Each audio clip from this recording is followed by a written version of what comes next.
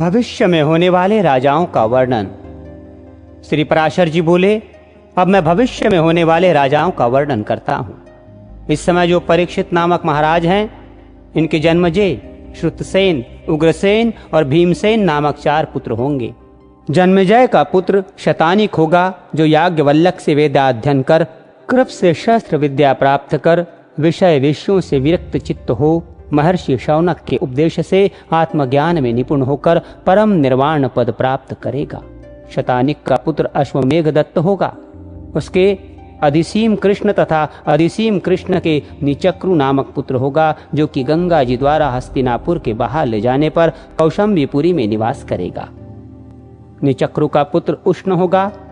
उष्ण का विचित्र रथ, विचित्र रथ का शुचिरथ, शुचिरथ का वृष्णिमान, वृष्णिमान का सुषेण, सुषेण का सुनित, सुनित का नृप, नृप का चक्षु, चक्षु का सुखावल, सुखावल का पारिलप्व, पारिलप्व का सुनय, सुनय का मेघावी, मेघावी का रिपुजन्य, रिपुजन्य का मृदु, मृदु का तिग्म, तिग्म का वृहद्रथ, वृहद्रथ का वसुदान, वसुदान का दूसरा शतानिक, शतानिक का उदयन, उदयन का अहिनर, अहिनर का दंडपाणी, दंडपाणी का निर्मित्र तथा निर्मित्र का पुत्र क्षेमक होगा। इस विषय में यह श्लोक प्रसिद्ध है।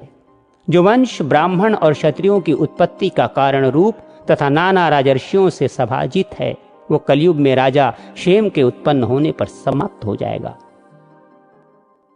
भविष्य में होने वाले इक्ष्वाकु वंशीय राजाओं का वर्णन।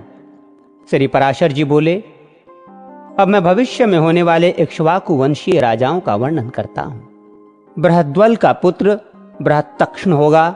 उसका उरुषय, उरुषय का वत्सव्यूह, वत्सव्यूह का प्रतियोम, प्रतियोम का दिवाकर, दिवाकर का सहदेव, सहदेव का बृहद्दक्ष्व, बृहद्दक्ष्व का भानुरथ, भानुरथ का प्रतिताक्ष्व, प्रतिताक्ष्व का सुप्रतिक, सुप्रतिक का मरुदेव, मरुदेव का सुनक्षत्र, सुनक्षत्र का किन्नर, किन्नर का अंतरिक्ष, अंतरिक्ष का सुपर्ण, सुपर्ण का अमित्रजित, अमित्रजित का वृहदाज्र, वृहद्राज्र का धर्मी, धर्मी का कृतजन्य, कृतजन्य का रणजन्य, रणजन्य का संजय, संजय का शाक्य, शाक्य का शुद्धोदन, शुद्धोदन का राहुल, राहुल का प्रसेनजित, प्रसेनजित का शूद्रक, शूद्रक का कुंडक, कुंडक का सूरथ, सूरथ का सुमित्र नामक पुत्र होगा।